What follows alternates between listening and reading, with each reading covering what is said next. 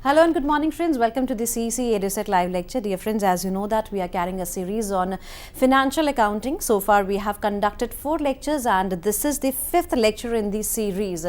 Dear friends, in this session today we would be discussing on recording business transactions. Basically we would be talking on journals, as well as in this session we would be covering on meaning and classifications of accountancy, as well as rules of debit and credit. And for this discussion, dear friends, we have again with us in our studios Professor MC Sharma. He is associated with the Department of Commerce, Shahid Bhagat Singh Evening College as Associate Professor. As well as I would like to tell you all that he has written a book on accountancy for class 12 students. So dear friends, I hope that his experience would help us in knowing the very topic, that is recording business transactions journals. So without wasting any time, I would like to welcome our guest, Mr. MC Sharma. Mr. Sharma, welcome to the EduSet lecture. Thank you, madam. Good morning, audiences. And in yesterday lecture, in the last, we were talking of the journal. So we would like to know first the accounting process at a glance. Accounting process includes several steps, and first of them is recording. That is recording business transactions and events into a book, that is journal proper, or a special purpose subsidiary book. After that, we classify them or post them into the ledger. Then we do summary. Summarizing includes calculating the balance of ledger accounts and also preparing a trial balance. Trial balance is a list of ledger accounts having their balances, whether they are debit or credit. Then we prepare financial statements. We know that we prepare basically 2 financial statements. One is income statement. An income statement is also known as trading and profit and loss account. And its main objective is to calculate the business profits, operating results, and then balance sheet, which is also known as the position statement. After that, there is the advanced part also of accounting, that is analysis of financial statements. With the help of different tools, the financial statements analyzed and interpreted for the purpose of different decision making, and all these informations are to be communicated. So the communicating financial information to the various users is the last step in that part. So today we shall discuss in detail the first part, that is recording. Recording is also known as journalizing. Accounting procedure starts from recording the business transactions into a book of original entry, which is normally called the journal. In this book, all the business transactions and events are recorded in a chronological order and as and when they take place. It contains date of transaction, account debited, account credited, and amount of each transaction. And in case of large organizations, transactions are recorded in journal proper or in a special purpose subsidiary book. For example, cash book, purchase book, sales book, purchase return, sales returns, or any other as per the need of the business organization. And we yesterday showed this format of journal, which has the date, particular, ledger folio, debit and credit. Date of transaction, and in particulars column, account to be debited and credited, LF, ledger folio, in which when the transaction is carried to the ledger, so that ledger folio number, and amount is to be debited and credited. Before going further in journalizing, we should also know what is the meaning of an account.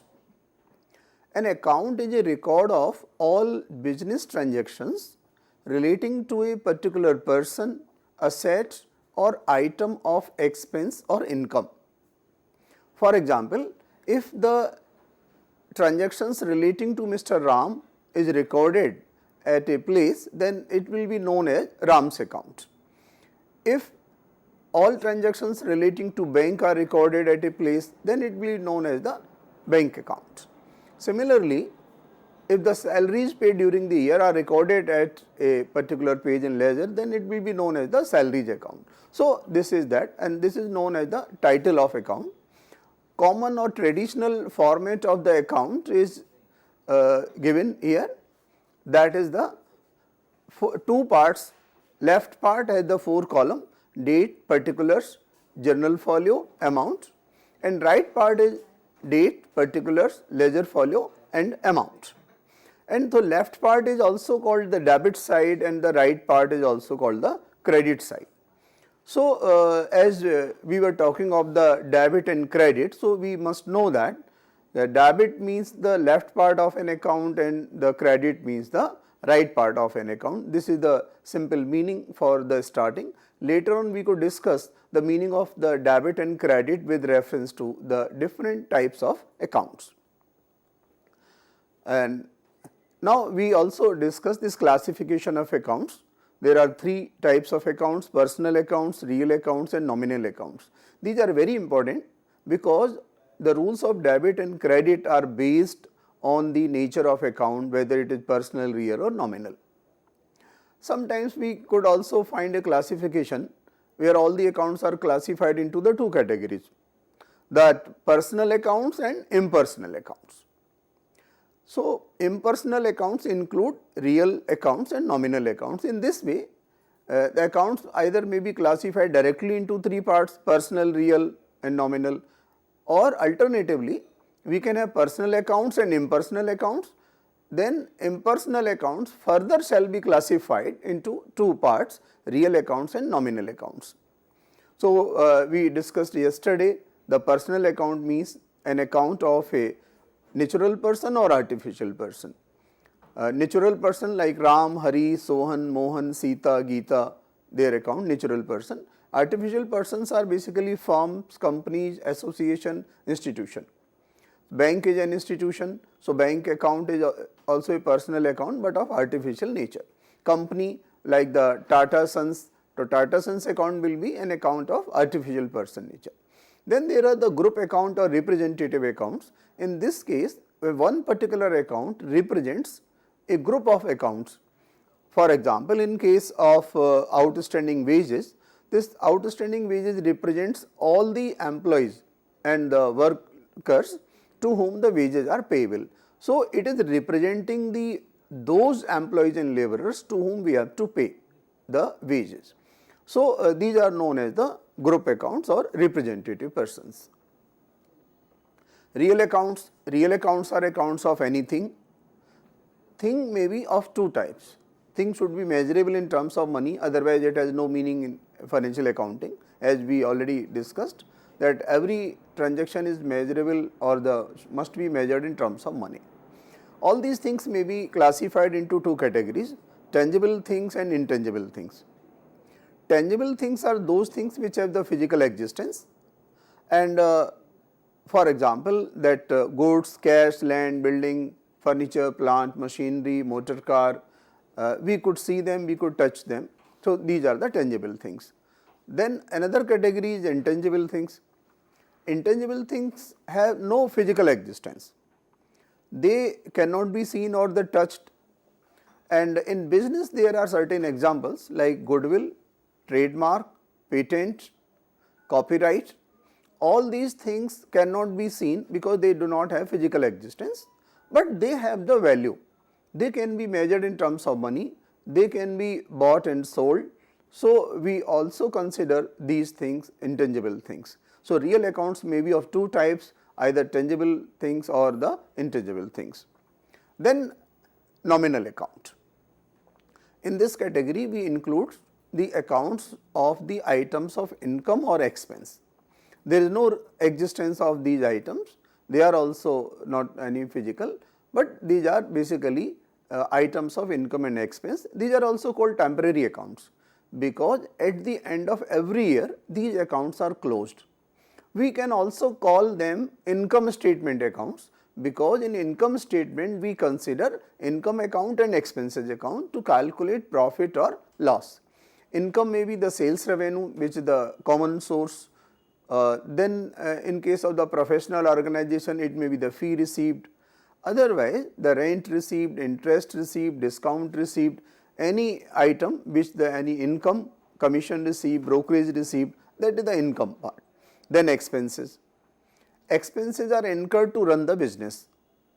We need to pay the employees either wages and salaries. We need to pay the rent of the office or building or the godown or the factory. We need to pay the interest on the loan which we have taken. We have to pay electricity expenses, telephone expenses, mobile expenses, stationery and printing charges. So, there are many items of expenses in business. And so, any account which belongs to income category or expense category, this is known as the nominal accounts. So, after knowing these nominal accounts, and now we have to understand the rules of debit and credit, but before that we should know the double entry system. Although we have already discussed one principle of accounting or concept, that is dual aspect concept, and it is double entry system is based on that. According to double entry system, every business transaction affects at least two accounts. Those may be two parties or those may be any other two items, item of asset, item of expense, item of income, in opposite directions. In opposite directions means that if the two parties are affected, so one will be giver, then other will be the receiver. So, the two accounts are affected in opposite directions. If goods is transferred from one party to another party, then it is an opposite transaction. One party is receiving the goods, other party is giving the goods. And one account of these two aspects is debited and other account is credited. And this is the reason that every transaction is recorded in two accounts and or entries made in two different accounts. So, we call this system double entry system, and all accounting is based on this part. And every transaction has two aspects. So, we know that business transaction means what? Exchange of goods and services or exchange of value. So, the one party or the one account on the one hand is receiving an value on the one hand, while the same value is given by the other hand. So, these are the two aspects, receiving the value and giving the value. And a giver must have a receiver and a receiver must have a giver, otherwise transaction is not complete and we cannot record it in the business books. Similarly, on the basis of this double entry accounting system, every debit must have a corresponding credit, only then it will be recorded in two different accounts, and every credit must have a corresponding debit. So, this is the basic about this double entry system, which is the accounting system based on this part. Now, in accounting process, the first step is recording, and recording is also called journalizing. When we start recording a business transaction, so first of all we have to identify the affected accounts. Which two accounts are affected? For example, cash paid to one of our supplier, Mr. Ramesh. So, here the two accounts are affected, one is the cash account and other is the Ramesh account, supplier's account. So, the first of all we need to identify the which two accounts are affected. Then we need to identify or understand or determine the nature of accounts, whether the account is a personal, real or nominal, because rules of debit and credit are based on this part. Then we shall apply the rules of debit and credit and determine which account is to be debited and which account is to be credited. And then we record this transaction into the journal or the primary book of accounting, which is also known as the journal. Before starting the journal, although we have discussed the meaning of goods in our second lecture, that what do we mean by the goods? Goods is any commodity or anything in which a firm deals. For a furniture dealer, the furniture is the goods. For a provisional store, different items of the provisions are goods. For a trader dealing in the suppose tires, the vehicle tires, so that tire is a goods for him. So, the goods may be the different for the different person. For a computer services office, the furniture is not a goods, it is an asset, because it is used for a long purpose, while a furniture dealer, furniture is the goods. So, we should clearly know that what do we mean by the goods. Now, if we prepare the goods account in accounting books, then it may create many confusion, because the goods may be purchased, goods may be sold, goods may be returned to our supplier, goods may be returned by our customers to us, or some goods may be unsold in our stock or in our godown. So, if every item is recorded in goods account and we want to know the information about purchases during a period, or about the sale of goods during a period, or about the goods returned by our customer, then it may be very difficult, because we have to go through the whole account. As we know that accounting is an information system, and information system must be effective and efficient. It means whatever information is required, it must provide, and it must provide timely or quickly.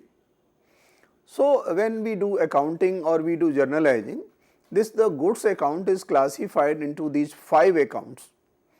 Purchase account, it will be used to record every purchase of goods. Sales account, it is used to record every sale of goods.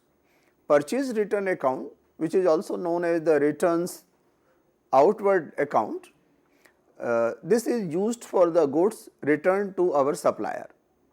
Then sales return account, which is also known as the returns inward, because goods is coming into the business. So, this account is used when our customers returns the goods to us. Stock account is normally required to prepare at the end of the accounting period to calculate the unsold goods and recording. This is stock which is calculated or recorded at the end of the year, known as the closing accounts, closing stock, while the same stock in the next year becomes the opening stock. So, while journalizing or recording the business transactions, instead of goods account, we should use the purchase account, sales account, purchase return, sales return or stock as per the transaction. Another thing which is also very important, because journalizing is the core of whole practical accounting. Everything later on or the later steps are based on this. So, this is the very important topic, and once any person understand this journalizing correctly, then many of the accounting problems are resolved. So, before recording the transaction, we must also identify whether the transaction is a cash transaction or a credit transaction, because accordingly it will be recorded. So, many times the cash word is mentioned, goods sold for cash, goods purchased for cash. So, when the cash word is mentioned, then it is clear that transaction is a cash transaction. But sometimes cash word is not mentioned. For example, on this presentation you are seeing the goods sold. So, it is not mentioned whether goods sold is on cash or on credit basis. So, when goods sold is mentioned and cash word is not given, but name of the buyer is also not given, it means it is a cash sale, because in a credit sale or credit purchase, name of the party is important, only then transaction can be recorded. Because if we are selling a goods on credit basis, we must know to whom we have sold the goods, so that we could record that credit sale in his account for the future reference. So, this is a list which shows that how we could identify a cash transaction or a credit transaction. So, it is clear that when a cash word is mentioned, it is a cash transaction. When the goods purchased or sold is given, but cash word is not given, but name of the party is given, then it will be considered as a credit transaction. But if neither cash word is given nor a name of the party is given, then that transaction is considered as a cash transaction, because in cash transaction name of the party is not important. You may also be knowing that when you go to a shop, you buy some goods and on pay the cash. So, in cash memo he simply writes in name of the buyer cash, because he is getting the money, so he is not bothered to whom the goods has been sold, what is your name. So, I think it is clear now okay, how could we identify a cash and credit transaction. Now, rules of debit and credit. This is the core of accounting, and by my experience I would like to tell you that when the students come join in the BCom or all that part, so they have already studied accounting in class 11th and 12th. But the problem is that they are taught or they learn only which account in which transaction is to be debited and credited. They are unable to apply the rules that why a particular account has been debited and why a particular account has been credited. So, if we remember these three rules or apply them, and popularly these rules are also known as the golden rules of debit and credit. Gold is ever shining, so these are the golden rules, because accounting, why we call it a very simple subject, because there is no exception. When we go through these rules, we find there is no exception. So, the rules of debit and credit for personal accounts are debit the receiver and credit the giver. When a personal account either will be the receiver or giver in a transaction, we paid cash to Ram, so Ram is a receiver, or we received some cash from Hari, so Hari is a giver. So, whenever a transaction is with a particular party, so that party will be either giver or receiver. It may be a cash, it may be some goods, or it may be services. So, for personal account we need to remember debit the receiver and credit the giver. Now, the second category of account, that is real accounts. Real accounts, we know that these accounts belong to a account of thing, that may be tangible thing or it may be intangible thing. So, things are normally either comes into business or goes out from the business. So, rules are also based on that nature of transaction. Debit what comes in and credit what goes out. If anything is coming into the business, then the account of that thing shall be debited. For example, we purchased furniture. Furniture is a thing and we are not a furniture dealer, so it is not a goods. So, furniture is an asset for us. So, this is clear that once we identified that furniture is a real account, and rule for real account is debit what comes in and credit what goes out. Furniture is coming into the business, we purchase it. So, furniture account shall be debited. Whenever you will sell this furniture, so furniture will go from the business. So, the furniture account shall be credited. So, for real accounts we need to apply debit what comes in and credit what goes out. Then third category of account is the nominal accounts. In case of nominal accounts, the accounts either the expenditure or income. Rule is debit the expenditure or expenses and losses and credit the incomes and gains. So, whenever any expense has been paid, for example, salary is paid, rent paid, wages paid, telephone expenses paid, all these are expenses. So, whenever these expenses are incurred, the expense account shall be debited. Whenever we receive any income, so the item of income shall be credited. Interest received, then interest is our income. Interest paid, then interest is our expense. So, when interest paid, interest account shall be debited. When interest received, it is income, so interest received account shall be credited. Sometimes we open in our books only interest account. So, that will record then all interest paid and received. So, instead of creating a single account, it is advisable to create the two interest account, separate account for interest paid and separate account for interest received. There are many such items.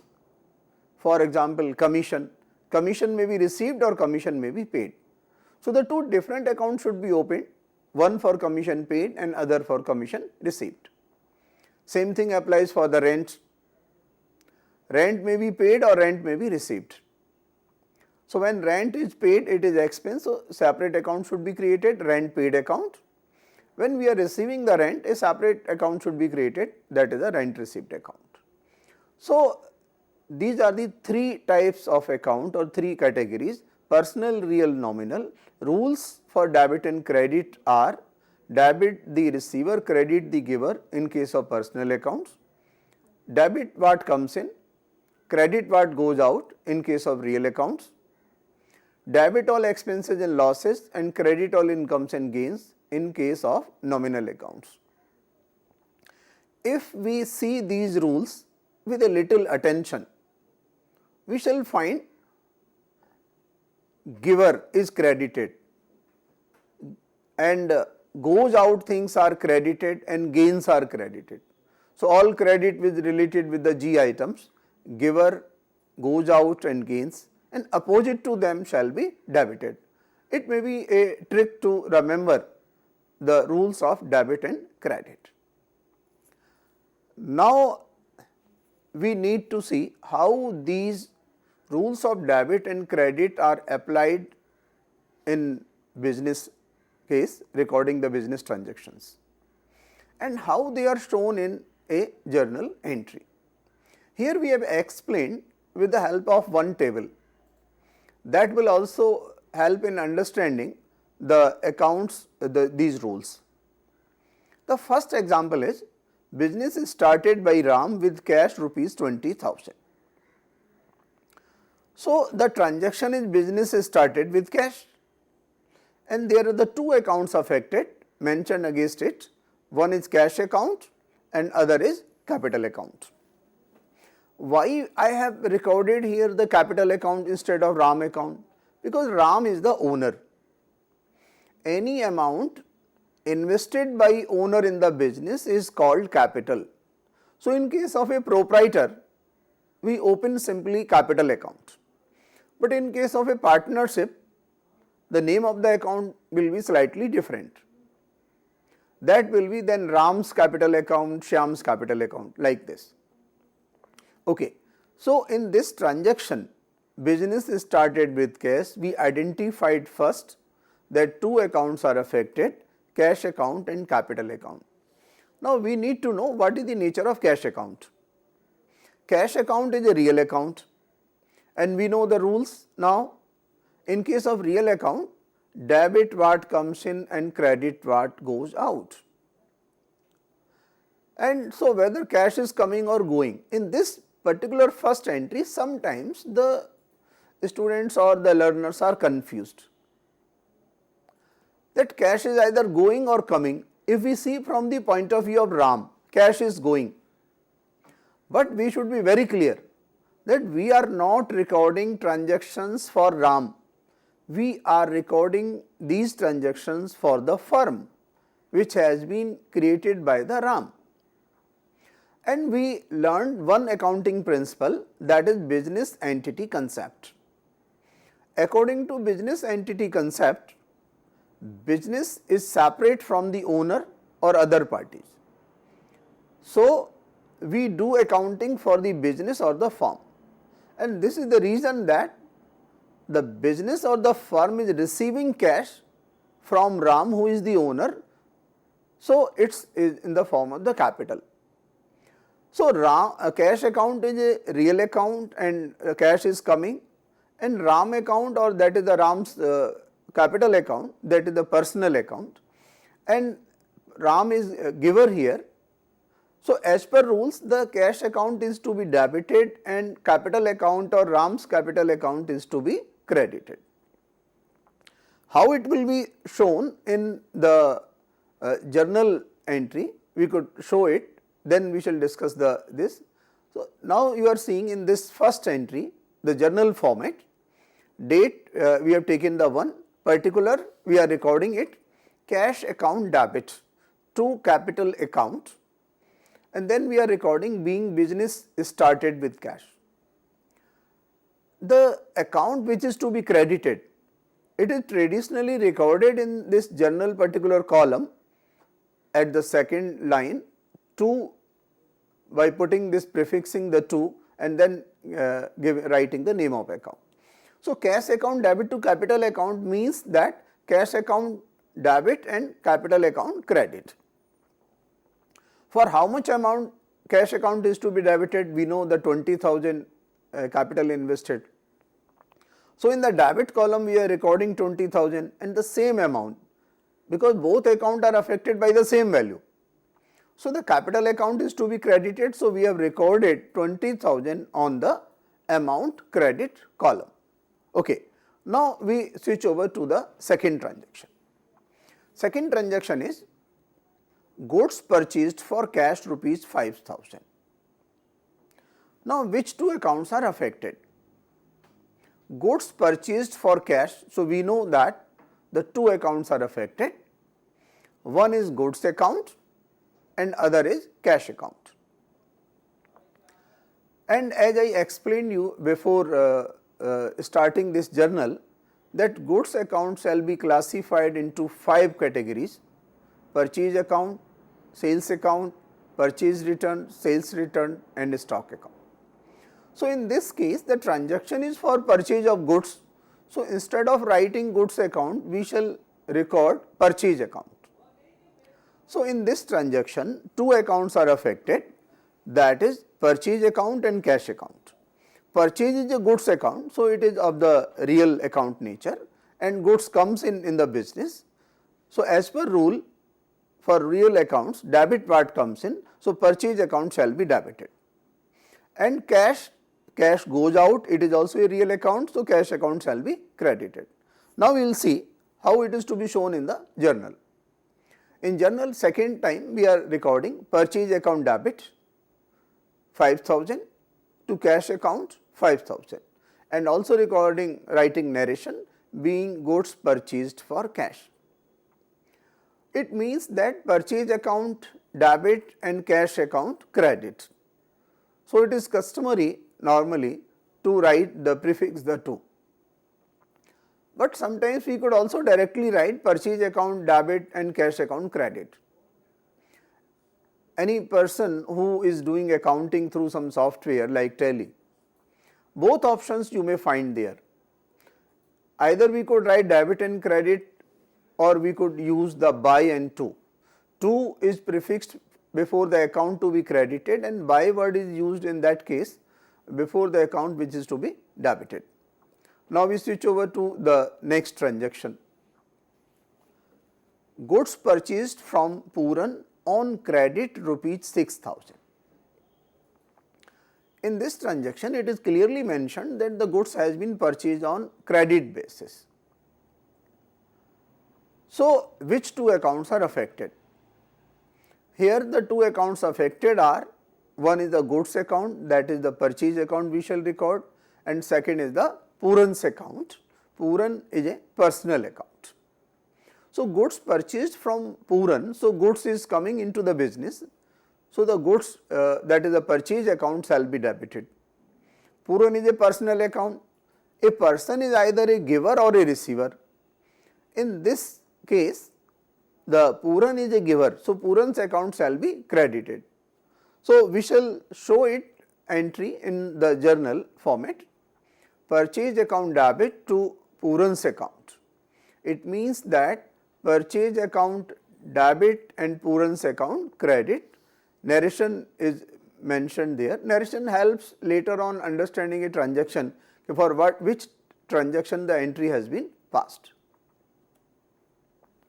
Next transaction, goods sold to Nupur on credit rupees 3,000. So, here the two accounts affected are the goods account and the Nupur account. Goods, here the sale, so sales account we shall record. Nupur is a personal account, so the rules shall be applied accordingly.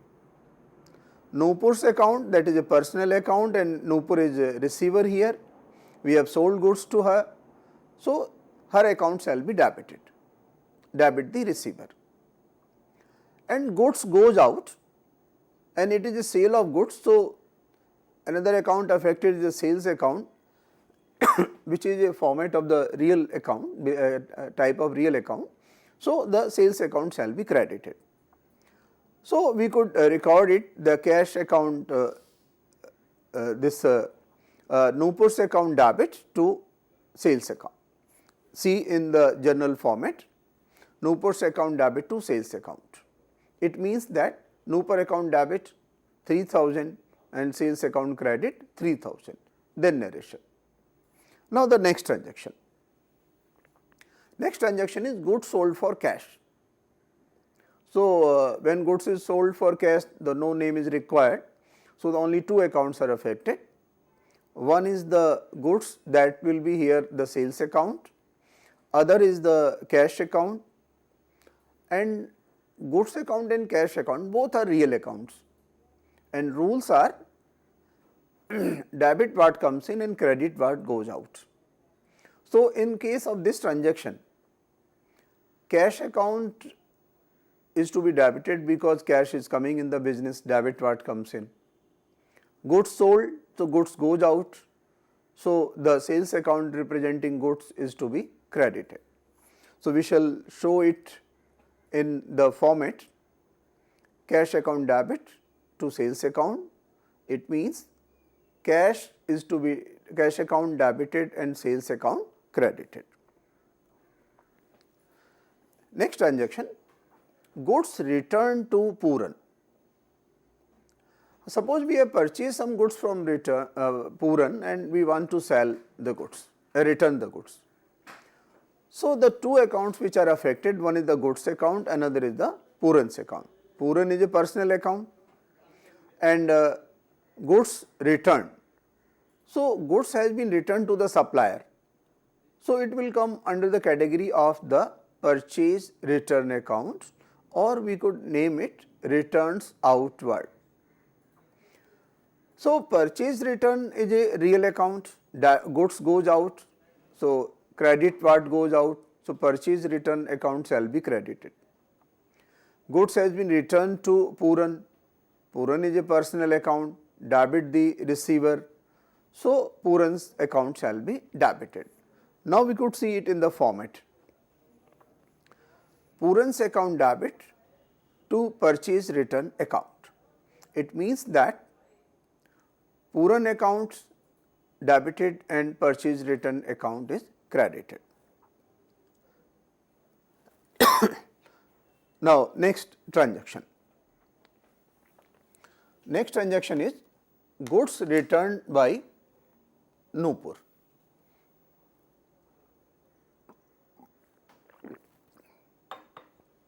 Goods returned by Nupur rupees 450.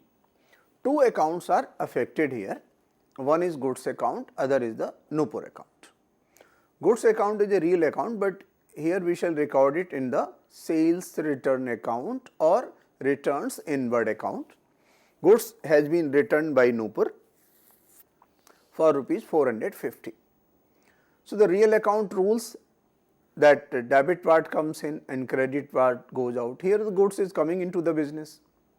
So, goods return, that is basically the sales return account shall be debited. Nupur is here the giver. So, it is a personal account, credit the giver. So, Nupur's account shall be credited. We shall show it in the journal, sales return account debit to Nupur's account. So, sales return debit rupees 450, Nupur's account credit 450. Next transaction, cash paid to Ashok, rupees 2000. Here two accounts are affected. One is cash account, another is Ashok account. Cash account is a real account, Ashok account is a personal account. In case of personal account, rules are debit the receiver, credit the giver. Here Mr. Ashok is receiver. So, Ashok is a receiver, so Ashok's account shall be debited in our books, and the cash paid, cash is a real account. Rules are debit what comes in, credit what goes out. Cash paid means cash goes out. So, here cash account shall be credited. Now we could see how we shall record it in the journal format. Ashok's account debit to cash account, it means Ashok account debit 2000, cash account credit 2000. Next transaction is salaries paid rupees 2500. Salaries paid, we know by the nature of this item that it is an expense. So, it will come into the nature of nominal accounts. Nominal accounts may be either income or expense. For expenses, rule is debit the expenses. So, here two accounts are affected, salaries account and cash account. One thing we should know that when the paid word is given or received word is given, it means it is a cash transaction. So, other account is automatically the cash account.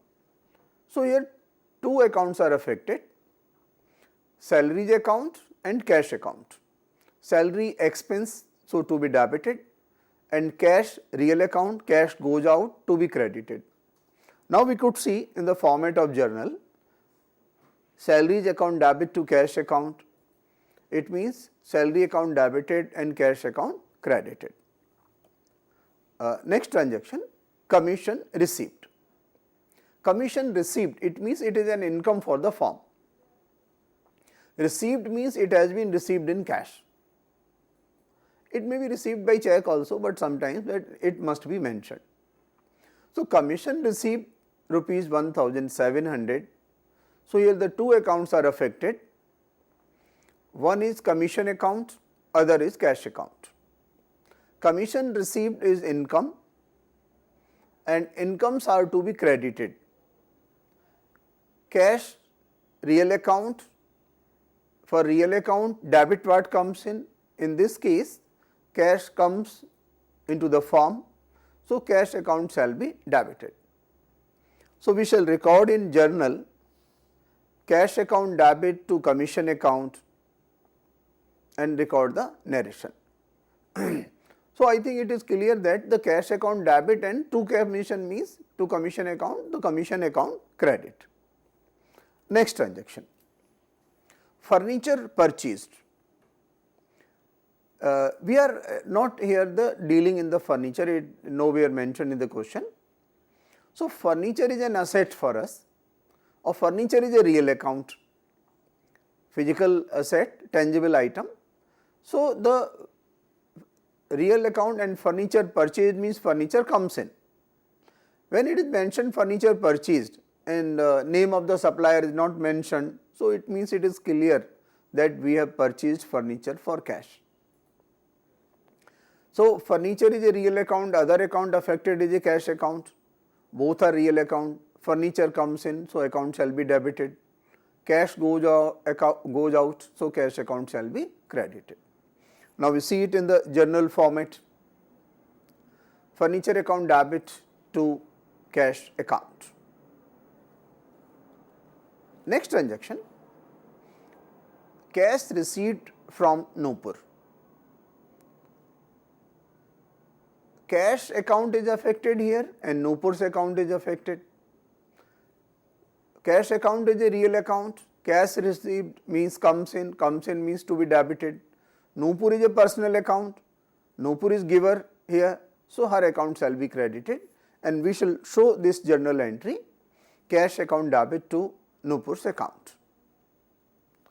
Now, next transaction, goods purchased from Hari for cash, rupees 1200. So, here two accounts are affected, one is goods account, other is cash account. Sometimes the new students may be confused, that Hari's account is also affected. When we are buying or selling goods for cash, we are not concerned with the party from whom we have purchased to whom we have sold. We are concerned then with cash only. So, here the accounts affected shall be taken only goods account, that is purchases account and cash account. Both are real account. Rules will be as per debit what comes in, credit what goes out. So, purchase of goods, so purchase account shall be debited, cash goes out, so cash account shall be credited. And we shall show it in journal format, purchase account debit to cash account. Although we could mention in the narration from whom we have purchased goods, we could write in narration goods purchased from Hari for cash. Next transaction is rent paid to Aman, rupees 1000. Here again paid word is there, so one account affected is cash account. Other account should be either rent account or Aman account. Rent is the nature of expense. To whom we have paid expenses, we are not bothered. We record in our books, even in the personal life. If you have got the whitewash in your house and paid whitewash charges to Mr. Any person, so we record, if you record your domestic expenditure, you will record whitewash charges, whitewash expenses. There you are not concerned with the person. So, rent paid to Aman means here two accounts affected will be rent account and Aman's account. Rent is expense account, expense are debited, sorry, this rent paid, other account is the cash account, not Aman account. So, cash account is a real account, cash goes out, so credited. So, entry in the format of journal will be rent account debit to cash account. We could write in narration here as mentioned, being rent paid to Aman for the future reference only, but Aman's account is not affected. Next is sold goods to Daman for cash. Sold goods to Daman, here it is a cash transaction for cash. So, we shall not record this entry in Daman's account. So, only two accounts are affected, sales account and cash account. Sales for sale of goods, goods goes out, so sales account shall be credited, cash comes in, so cash is a real account, debit part comes in. So, entry will be shown in the format cash account debit to sales account. Now, next transaction, brokerage received from Mr. Chaman, rupees 100. So, brokerage received means it has been received in cash. Brokerage is an item of income here because we have received it. So, the two accounts are affected. One is brokerage account, other is cash account. So, cash is a real account. So, debit part comes in, brokerage is a nominal account, brokerage is income here, so incomes are credited. So, we shall show this entry in journal, cash account debit to brokerage account, although we could narrate it being brokerage received from Mr. Chaman. Now, next transaction, machinery purchased from Mohan, rupees 3000. Here cash word is not given, it means that it is a credit transaction, and in a credit transaction name of the party is important. So, here two accounts are affected, machinery account and Mohan account. Machinery is a thing, so it is a real account. Debit part comes in, machinery is coming into the business, so machinery account shall be debited. And Mohan is a giver, so Mohan's account shall be credited, and we shall show it in the journal format, machinery account debit to Mohan's account. Next transaction, paid wages to Lalaram, rupees 80. Again here the paid word is there, so one account affected is cash account. Other account is the wages account, which is a nominal account, expense. Lalaram is not concerned here because the expense is much more important to record. So, paid means cash goes out, cash account shall be credited, wages expense, so wages account shall be debited. So, we shall show it wages account debit to cash account in the format of journal. Now, cash withdrawn for personal use, rupees 400. Cash withdrawn for personal use, the owner can withdraw the cash for personal use. And when a cash is withdrawn, as owner, as per business entity concept, owner is different from business. So, cash withdrawn or goods withdrawn is recorded in the books in a separate account which is known as drawings account. Drawings account again represent the owner. So, here two accounts are affected, cash account and drawings account. Cash account is a real account, cash goes out, cash account shall be credited. Drawings account, a personal account of the owner, is the receiver, so his account shall be, or drawings account shall be debited, and we shall show it in the format drawings account debit to cash account. So, with the help of these transactions, so we have explained how we identify which account is first, which accounts are to be affected. Then we identify what is the nature of them, whether it is the personal, real or nominal. In case of personal, we need to identify the parties receiver or giver. Then accordingly we shall apply the rules, debit the receiver, credit the giver. In case of real account, we have to identify the thing goes out or comes in. So, we shall see if anything comes in the business, so debit part comes in. If anything goes out from the business, so credit part goes out. Then there may be nominal account, expense or income. Expenses are debited and incomes are credited.